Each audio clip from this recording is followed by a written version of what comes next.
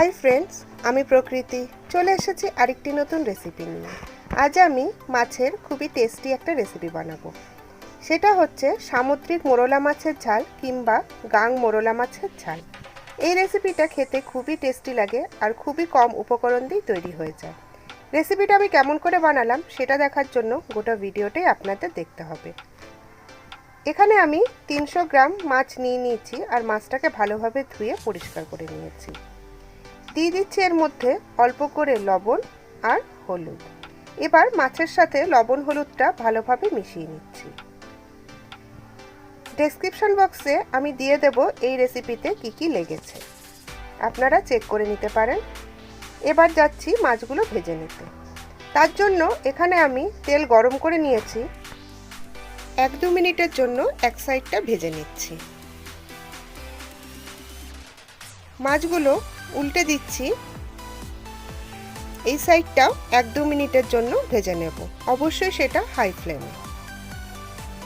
মাছগুলো ভাজা হয়ে গেছে, এবার তুলে নিচ্ছি।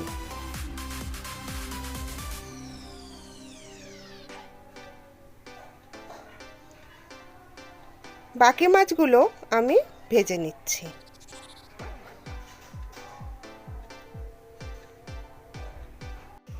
ওই তেলের মধ্যে দিয়ে দিচ্ছি হাফ চামচ কালো জিরে। এবার গ্যাসের ফ্লেমটা হাই করে একটু ভেজে নিচ্ছি কালো জিরেটা। দিয়ে দিচ্ছি পেঁয়াজ। এখানে আমি দুটো মিডিয়াম সাইজের পেঁয়াজ কুচি করে নিয়েছিলাম। এবার গ্যাসের ফ্লেমটা মিডিয়াম করে পেঁয়াজটা ভেজে নিচ্ছি। দিয়ে দিচ্ছি 1 টিস্পুন রসুনের পেস্ট। এবার গ্যাসের ফ্লেমটা হাই করে ভেজে নিচ্ছি যতক্ষণ না পর্যন্ত কাঁচা গন্ধটা চলে যায়। দিয়ে দিচ্ছি 2 টেবিল চামচ টমেটোর পেস্ট। গ্যাসের ফ্লেমটা মিডিয়াম করে একটু ভেজে নিচ্ছি। এরপর এতে অ্যাড করব স্বাদ অনুসারে লবণ, হাফ চামচ ঝাল লঙ্কার গুঁড়ো, হাফ চামচ কাশ্মীরি লঙ্কার গুঁড়ো, হাফ চামচ হলুদ গুঁড়ো, 3টে কাঁচা লঙ্কা দিয়েছি চিড়ে নিয়েছিলাম, আর অল্প করে জল। সব উপকরণই ভালোভাবে মিশিয়ে নিচ্ছি। এবার 2-3 মিনিটের জন্য গ্যাসের ফ্লেম লো করে ঢাকা দিয়ে রাখবো। 2-3 মিনিট পর ফেরত আসলাম। মশলা থেকে তেল ছেড়ে দিয়েছে। একটু মশলাটা কষিয়ে নিচ্ছি। এরপর অ্যাড করব 1 টেবিল চামচ সরষের পেস্ট। একটু লবণ আর হলুদ দিয়ে আমি পেস্ট করে নিয়েছিলাম। এবার দিয়ে দেব 1 কাপ জল।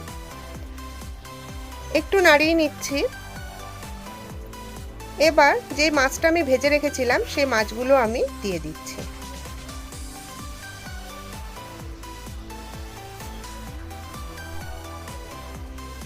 এবার গ্যাসের ফ্লেমটা মিডিয়াম টু লো করে 7-8 মিনিটের জন্য আমি রান্না হতে দেব। 7-8 মিনিট পর ফেরত আসলাম। মাছটা হয়ে গেছে, আপনারা দেখতেই পাচ্ছেন যে কত সুন্দর হয়েছে দেখতে, আর খেতে কিন্তু ঠিক ততটাই টেস্টি। ওপর দিয়ে ছড়িয়ে দিচ্ছি কুচনো ধনেপাতা। এবার গ্যাসের ফ্লেমটাকে অফ করে দেব।